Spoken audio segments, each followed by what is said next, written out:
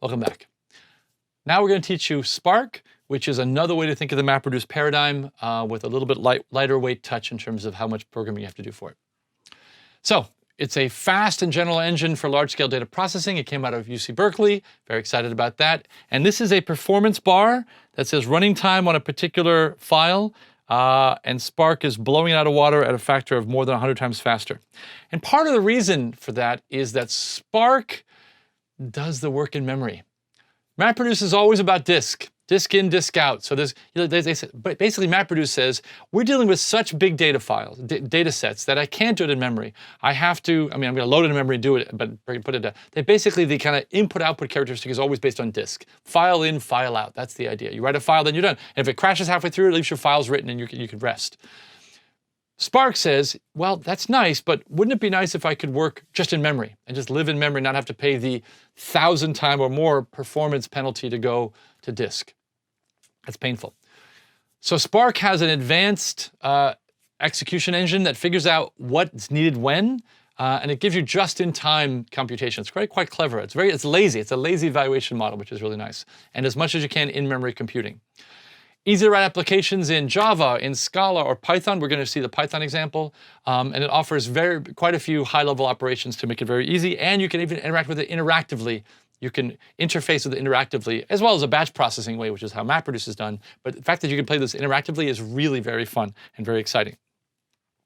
So, ladies and gentlemen, let me show you. This is the Java code I showed you in last lecture. This is the same word count in Spark. Python. File. I've loaded file. There's another line above it which says, what file is. I've loaded file in, but the actual processing is, first I flat map by splitting my document into words. Now I have, in some sense, a list of words. I then map across that. Word and one. And I return now a list of word and one. And I reduce by key. Remember the reduction by key. So this is, rather than having a shuffling phase, this is reduced by key. And what that says is, each of these worker elements is going to get, again, just the values of the same key. Reduced by key means each of those worker bees is only going to get the values for a particular key. And what does it do with those two values? It adds them up. Ladies and gentlemen, mic drop.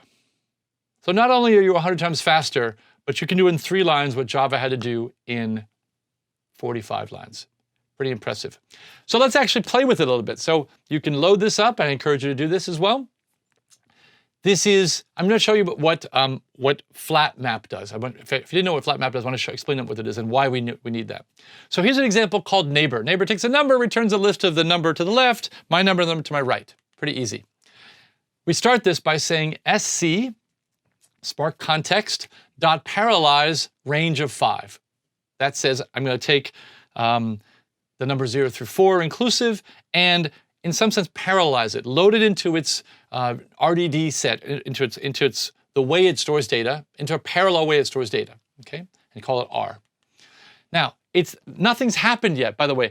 That didn't actually, that range, I hope you know that the difference between range in Python 2 versus Python 3 is Python 2 range, if you say range of 1,000,000, it will actually make a 1,000,000 list and return it.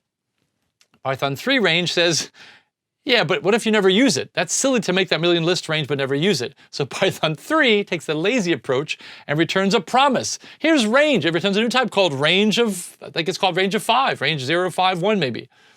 And it says, well, that didn't do any work. It returns instantly. Python 2, call range of 1,000,000 and see how long it takes. Call range of 1,000,000 on Python 3 instantaneously. Here's a promise for range of 1,000,000 if you ever wanted them.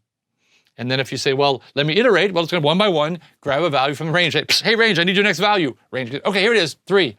Range, I need your next value. Here's 4. That's how that works. That's how lazy evaluation works. Same idea here in Spark. That range didn't do any work, so range returns a promise. The parallelize didn't do any work because you never asked for it. Only when you say collect are you saying, okay, now you got to pay the piper. Where's your data? Parallelize says, well, where's the data? Who do we call it on? Oh, range of 5. Quick, range of 5, give some value. Range says, okay, how much you need? All of them? Great. And range will give you those values. Only at that moment does range do any work. And only at that moment does the parallelize do any work. That's the idea. It's a very lazy system, very clever that way. It also means you might have delays. Like there's like 20 commands, like why are they so fast? Yeah, because nothing's happened yet. Only when you say collect does it say, okay, now I gotta do the work. So only on a collect will it actually gather this up and try to spit it back out to you. It's a really important idea that you understand that. So now if I were to say r.map of neighbor, it'd return a list of 5 of these triplets, right? The n minus 1, n, and n plus 1. But it wouldn't do it until I say .collect. If I just says r.map on neighbor, that's fine. Range could have been over 10 billion, 100 billion, a trillion. That r.map of neighbor would have instantly returned doing no work because it's not asked to produce anything yet. If you say .collect, it's going to try to give you it all and actually try to do its work. So if I say r.map neighbor.collect, it will give you that. It will give you a list of 5 sublists. But I'm saying to myself, I don't want 5 sublists. I want one flat map. I want one flat list. Well, that's what flat map does. It's exactly the same idea as map, except it flattens whatever sublist came out of what map would have given you. It flattens those. It's like it appends them all together. So flat map returns the same thing as map does, except they're all flattened. Does that make sense? I teach you that because we're going to see this as we look at what word count does when we play with word count. We're going to actually run, let's do a slow motion version of word count in Spark. So let's do this now. So here is word count in Spark. We saw this already in one line where the Stephen Colbert dropped his mic, but let's do it a little bit slower. This is exactly the same data I showed you before, literally to the letter, the same data. These are the files, in the first one, and then there's an empty file in the second one, and there's just all these are the same data before in that picture you saw earlier. So the first thing I say is W for word count equals sc.text file, and I give it a text file. It then that's like it's parallelized, but it's reading text files rather than parallelizing a Python object. First thing I say is flat map. Again, lambda line.split, and only if I say .collect will it print something out. If I just did that, it wouldn't normally give you any output, but I say this and it gives me essentially, it says, what this flat map does, again, it says, I don't care what file what you came from, I want to just flatten you into one big pool, we call it a pool of words. Okay, one big pool of words. So here we go, there's all the words I have. Then I say flat map, and by the way, the orange is the only thing that's new, okay? So this is, all the white is the same. I'm adding .map lambda word of 1, okay? And what that's going to do is, for each of these words, I tag at 1. Now that's new, and you've seen that before now 3 times here. And now here's the key. I add reduce by key, lambda AB, A plus B. And this is literally, I just copied and pasted this yesterday, what you get from Spark, and that's what you get. And by the way, these are in no particular order, obviously, they're not alphabetized or anything, but is 1, 4 ahs, 2 ifs, 3 ors, and an That's my output. Word count. Now I see I broke this into pieces. I probably could have done this in one line. I mean, you know, this sc.text file is W. I could have said that dot flat map, and then that dot map, and then that dot reduce by key. You know, same again, one line like I showed you before. Pretty neat. Isn't that beautiful? So that's an example. Now you say, well, Dan, is it faster? You sure did it in parallel? Well, I did this little baby thing to sanity check it. Let's run this thing. Let's say I'm going to crunch some numbers, simulate crunching a big number. I take a number n, and I'm going to be chugging, doing lots of testing and here and blah, blah, blah. Something is going to take an hour, I mean 5 seconds, I'm saying. So I'm going to actually say, I'm going to sleep for 5 seconds and then return the square of that number. So if I say crunch of 10, it returns 100 5 seconds later. By the way, try this yourself. You trust me. If I then say map of crunch and range of 4, so I'm going to square all the elements from 0 through 3.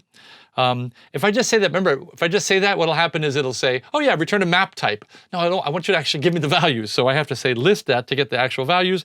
But it takes 20 seconds later. There's 4 elements there. 4 times 5 is 20. That's 20 seconds later. And that does take 20 seconds if you time it. Then I, just for fun, I say, well, let's try it in Spark's world. SC parallelized range of 4, fine. R.map crunch collect. 5 seconds later. 5 seconds later, it came up with that. So this is like a little silly test. But now what's interesting is I ran this on an 8-core machine. I would love to retest this, and I want you to play with this on your own machines.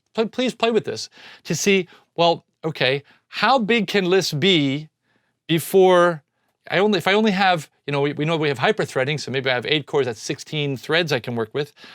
how big is it before this stops taking 5 seconds? So continue to change the size of this to see what happens. And that's a kind of a way to poke into your machine. And by the way, when you instantiate Spark, you can tell it how many cores you want to have, how many parallel threads you want to allow. So play with that number and see what happens as you change this number to see if it's always 5 seconds or when it gets above 5 seconds. But it's kind of neat that this whole thing happened in 5 seconds. Just as a sanity check to play with that. So that's the end of this lecture. Fourth big idea that you've seen in this course is parallelism. We are hitting it hard from many different ways. In fact, we saw 2 of those ways today, data level parallelism and request level parallelism. Amdahl's law is heartbreaking and unfortunate, but it's part of our reality. It's part of the, by the way, part of the reality of not computer science. This is anything working in parallel, Amdahl's law will affect that. And with infinite parallelism, speed up is 1 over s. That's the maximum. MapReduce is a wonderful abstraction. Google uses it, many people, Yahoo uses it for their big data processing. It is file-based. Spark does it even better, and it's a very fast-growing, the number of developers involved in Spark is growing, and by the way, this makes you very marketable.